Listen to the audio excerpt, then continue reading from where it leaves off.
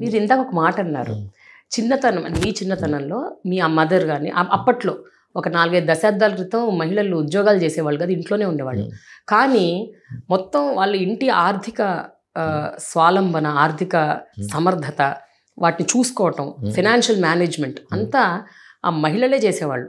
చదువుకోకపోయినా, చదువు రాకపోయినా, ఉద్యోగాలు చేయకపోయినా వాళ్ళే చేసేవాళ్ళు. కానీ పోను పోను ఇప్పటి కాలంలో ఎలా అయిపోతుందంటే ఆర్థిక స్వాతంత్రం ఉంది, ఆర్థిక స్వాలంబన ఉంది, కానీ ఈ ఆర్థిక స్వాతంత్రాన్ని మేము ఎంజాయ్ చేయలేకపోతున్నాము అన్న ఒక ఫీలింగ్ ఉంది. ఎందుకుందంటారు గురుగారు? ఎందుకు అంటే ఇద్దరూ సంపాదిస్తున్నారు, ఇద్దరూ ఎక్కువగానే సంపాదిస్తున్నారు, ఇద్దరికి బ్యాంక్ బ్యాలెన్స్లు బాగానే ఉంటున్నాయి, కానీ దే ఆర్ నాట్ హ్యాపీ. జీవితంలో ఆర్థికం ఒక్కటే ప్రధానం కోవడం వల్ల వచ్చింది ఇబ్బంది. జీవితంలో ఎన్నో ప్రాధాన్యాలు ఉన్నాయి. డబ్బు ఉంటే సుఖం ఉంటుంది, కానీ సుఖం కోసం డబ్బు సంపాదించాలి. ఇదే కాన్సెప్ట్ అయిపోయింది. కానీ జీవితానికి ధార్మికమైన స్పృహను ఇందాకటి నుంచి అంటున్నా. ధర్మంగా ఉండడంలో ఉన్న ఆనందం, తృప్తి వేరున్నాయి. ఆ ధనంతో వచ్చేది కాదు. ఒక కుటుంబాన్ని నిర్వహించడంలో ఉన్న తృప్తి, ఆ నిర్వహించి దాని ఎదుగుదల తీసుకోవడంలో ఉన్న తృప్తి చాలా గొప్పగా ఉంటుంది.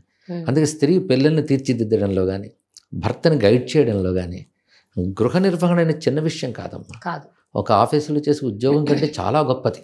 అది తెలియక ఇంట్లో వంటింటి ముందు ఎలా పడింది అని ఒక మాట అంటారు. కానీ ఆమె 10 మందికి వండి పెడుతోంది అని ఇంకో కోణంలో చూస్తే వంటింటి కుందేలు కాకుండా అన్నపూర్ణాదేవిగా దర్శించవచ్చు. ఆమె పెడితేనే వీళ్ళకి శక్తి వస్తుంది, శక్తితోనే పనిచేస్తున్నారు. కానీ ఇంటిని నడిపే పద్ధతి, పిల్లల్ని తీర్చిదిద్దే పద్ధతి, పిల్లలకి కష్టం వచ్చినప్పుడు వాళ్ళు మానసికంగా అనేక సంఘర్షణలకు లోనవుతారు. అందులో ఇప్పుడు పిల్లలు ఎదుగుతున్న పద్ధతి చూస్తే ఇప్పుడున్నట్టు కాంప్లికేషన్స్, కాన్ఫ్లిక్ట్స్ రెండు, అదే సంక్లిష్టం, ఈ స్థితిలో తల్లిదండ్రులు ఎంత పట్టించుకోవాలి. అందుకే గృహిణిగా ఆ పిల్లలకి అటువంటి మనోధైర్యం కూడా స్త్రీ ఇవ్వగలదు.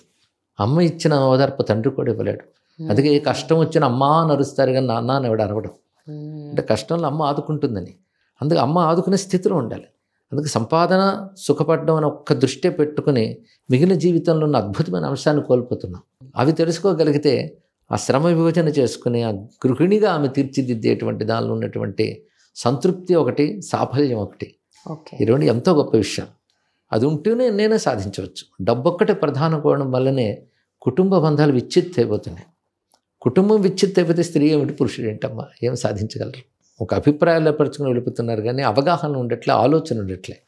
పైగా ఇప్పటి గురించి చూస్తున్నారు, భవిష్యత్తు గురించి ఫోర్సైట్, ముందు చూపు కూడా ఉండాలి. ఇప్పుడున్నట్టు భవిష్యత్తు ఉండదు. కానీ ఇప్పుడు జాగ్రత్తగా ఉంటేనే భవిష్యత్తులో బాగుంటారు వాళ్ళు.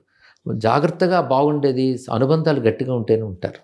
కానీ వాటిని పటిష్టపరచుకోవడంలో వీళ్ళు తెలివితేటలు చూపించాలి తప్ప సంపాదించాలి, సుఖపడాలి అనే వాటిలో చూపించకూడదు.